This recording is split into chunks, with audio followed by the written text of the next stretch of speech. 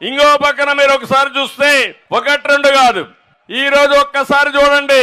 ఆ రోజు నేను మీ ఫేర్ ప్రైస్ షాపుల్లో 8 రకాల వస్తువుల్ని చౌక ధరకి ఇచ్చాం.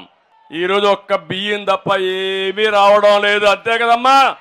ఇంకో పక్క మీరు చూస్తే పేదవాడు ఎక్కడన్నా భోంచేయాలంటే అన్నా క్యాంటీన్ తీసుకొచ్చాను.